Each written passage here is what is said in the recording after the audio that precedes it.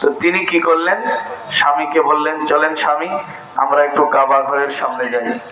তো কাবা ঘরের সামনে গেলেন, দশম মহিলা যায় দেখেন আশ্চর্য ঘটনা, বুড়া মানুষ, দাড়িগুড়ি সিনা পর্যন্ত লম্বা, কোলের মধ্যে সুন্দর একটি শিশু বাচ্চা ঘুমিয়ে আছে।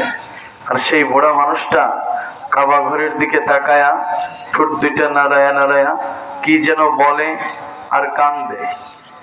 এই যে আবার দুই তিনজন উঠতেছে, এই হালতটা 6 মাস। আমি চেঞ্জ করবো, আলোচনা চেঞ্জ করবো, কোনো উপায় নেই। নবী সাল্লাল্লাহু আলাইহি ওয়াসাল্লামের তো 6 মাস বয়স। তো দাদা আব্দুল মুত্তালিব আমাদের শিশু নবীকে কোলে নিয়ে কাবা শরীফের সামনে দাঁড়ায় আছেন। নবী আলাইহিস সালাতু ওয়াস সালাম ঘুমন্ত। তো তিনি দোয়া করতেছিলেন আল্লাহ তাআলার কাছে, যে আল্লাহ আমার এই নাতিটা আজকে তার বয়স 6 মাস, একটা মহিলাও তায়েফ থেকে আমার এই বাচ্চাটাকে নিতে রাজি না। কেন? যার কোলে এই বাচ্চাটা দিলাম প্রত্যেকে বাচ্চাটা দেখে বলে খুব সুন্দর বাচ্চা, কিন্তু যখন শুনে বাচ্চাটা এতিম, তার বাবা নাই, তো সাথে সাথে বাচ্চাটা আমার কোলে ফেরত দিয়া আবার চলে যায়। পরওয়ারদিগার, এই বুড়া আব্দুল মুত্তালিব যদি আজকে জীবিত না থাকতো, আমার ছেলে আব্দুল্লাহ যদি জীবিত থাকতো, তাইলে তো আমার এই নাতিটা এতিম হইতো না।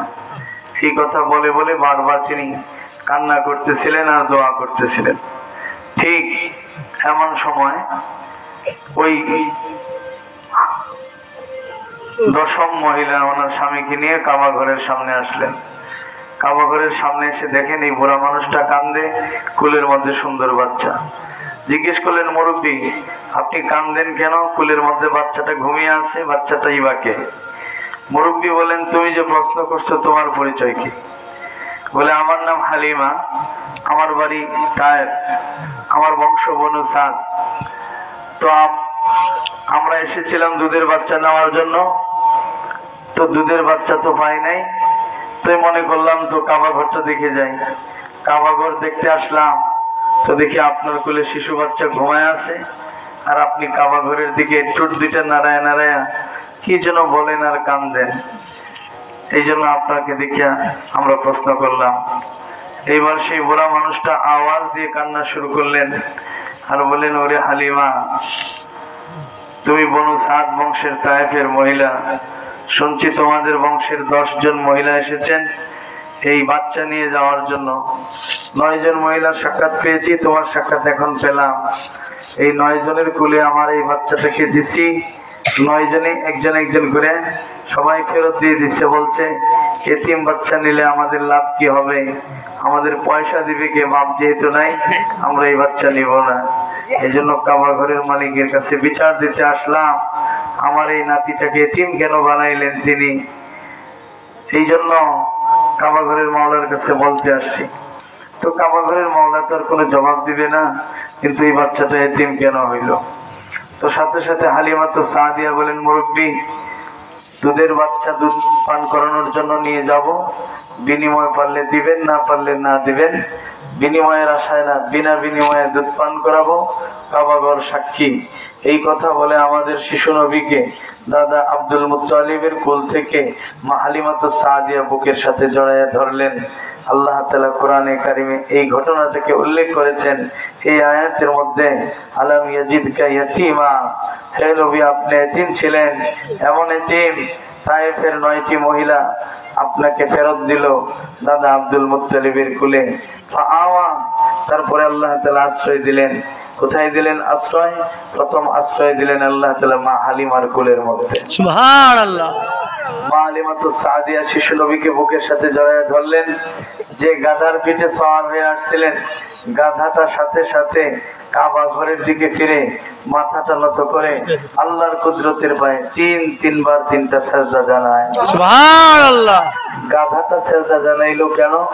বলে এই গাধা সে একটা বোবা প্রাণী, কিন্তু বুঝতে পারছে আজকে যে শিশু নিয়ে এই গাধার পেটে সওয়ার হবেন মা হালিমা, এই শিশুটাই ভবিষ্যতে হবেন আখেরি পয়গম্বর। সুবহানাল্লাহ। গাধার পিঠে সওয়ার হইয়া মা হালিমা তো সাদিয়া রওনা করলেন তায়েফের পথে। চলতেছেন তো চলতেছেন, যে গাধাটা ছিল দুর্বল আর অসুস্থ, মা হালিমাতুস সাদিয়া শিশু নবীকে গাধার পিঠে কোলে নিয়ে যখনই উঠলেন, গাধাটা এত শক্তিশালী হলো 9টি মহিলার আগে ওনারা তায়েফে পৌঁছে গেলেন। সুবহানাল্লাহ। তায়েফের পানির কুয়াগুলিতে পানি ছিল না, কিন্তু শিশু নবী যখন তায়েফ পৌঁছলেন, প্রত্যেকটা পানির কুয়া নিচের দিক থেকে জোশ মেরে পানি উঠে কুয়াগুলি ভরে গেছে। সুবহানাল্লাহ। শিশু নবী তায়েফে পৌঁছলেন। তায়েফের মা হালিমাতুস সাদিয়ার ছাগলগুলির স্তনে দুধ ছিল না, কিন্তু যখন শিশু নবীকে তায়েফ নিয়ে গেলেন, মা হালিমাতুস সাদিয়া দেখেন প্রত্যেকটা ছাগলের স্তন দুধে পরিপূর্ণ হয়ে গেছে। সুবহানাল্লাহ। কিন্তু আশ্চর্যের বিষয় হলো, মা হালিমাতুস সাদিয়া শিশু নবীকে দুধ পান করতে দিলেন। ডান স্তনের দুধ আমাদের শিশু নবী পান করলেন, বাম স্তনের দুধ দিলেন, তো শিশু নবী বাম স্তনের দুধ পান করেন না। আবার যখন ডান স্তনে দিলেন পান করেন, বাম স্তনে দিলেন তো বাম স্তনের দুধ পান করেন না। আবার ডান স্তনে দিলেন পান করেন, তো বাম স্তনের দুধ দিলে তিনি পান করেন না। মা হালিমাতুস সাদিয়া একটু ভয় পেয়ে গেলেন।